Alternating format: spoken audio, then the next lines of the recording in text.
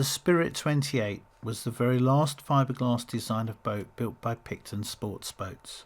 Since 1967 they designed and built a number of speedboats and smaller cabin cruisers before building the larger and well-liked Spirit 3000.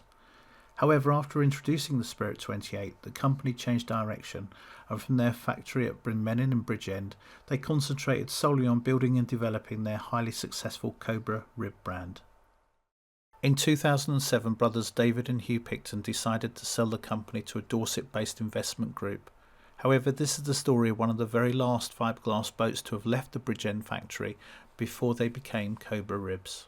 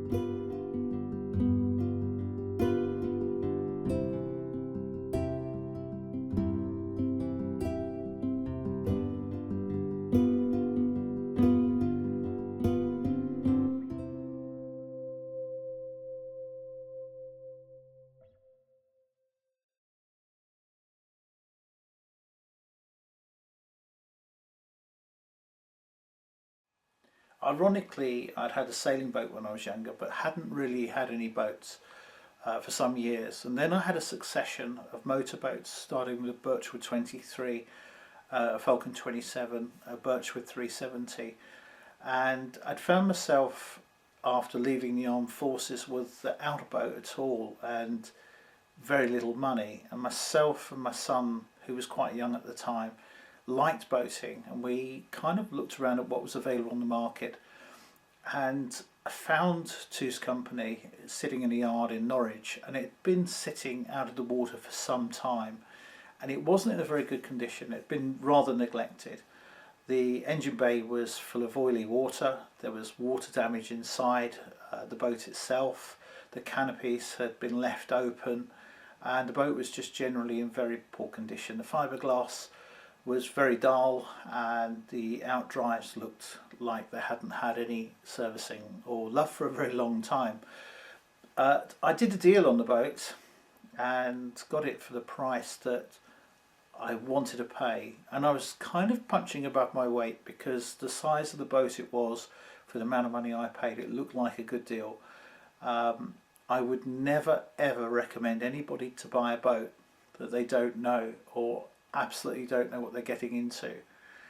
The boat itself was quite impressive. It had a deep V hull, and it generally was a lot bigger, and I'm 6'3", and I could stand up inside the cabin with a good 1.5 inches of headroom.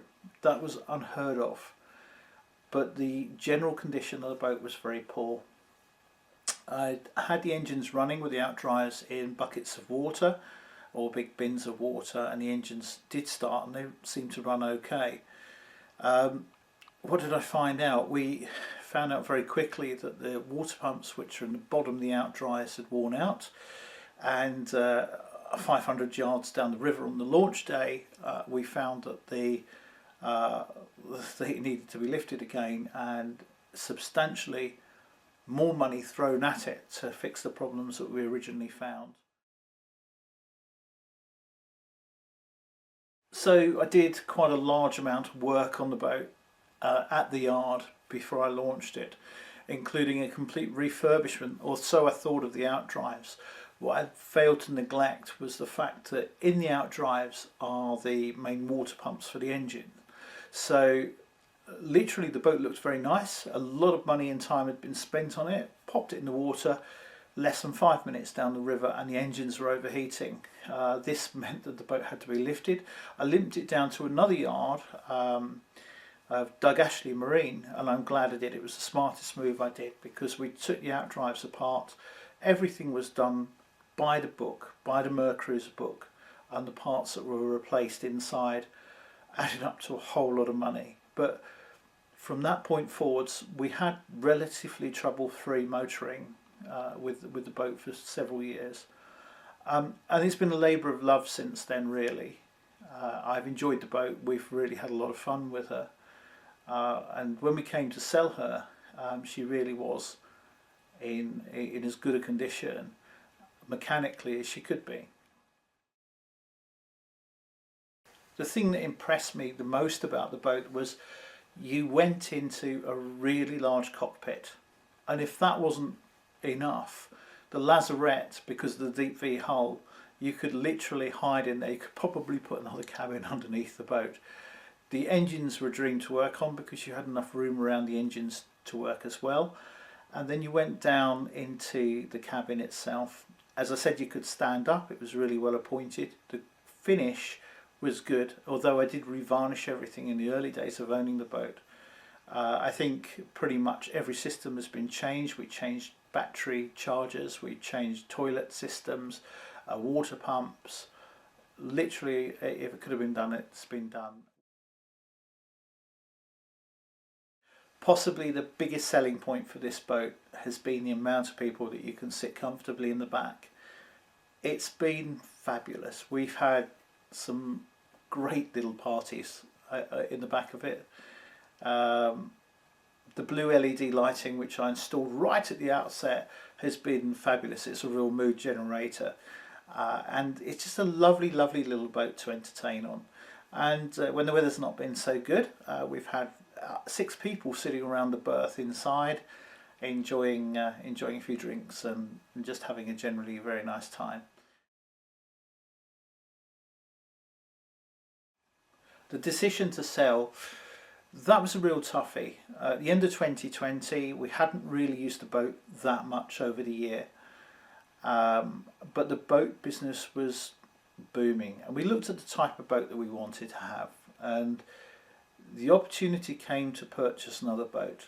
And here's the thing: there is another boat. There is another boat. I can't say what that is at the moment, but we took an offer, and the boat was lifted, and the deal was struck the same day.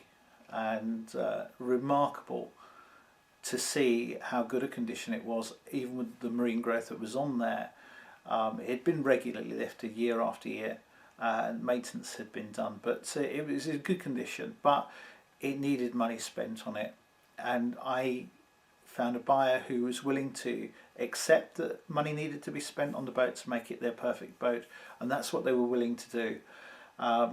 Coincidentally, at the same time, I had some business dealings which allowed us to look at another boat, and we were looking at maybe going back to sailing, but actually it's not quite the right time to go back to sailing. If we're going to go sailing, we'd like to explore more than the UK, maybe look further afield. But with coronavirus, the world cruising scene and the international cruising scene has literally collapsed. So we've decided for the next few years to stay in the domestic waters, but with a slightly larger boat.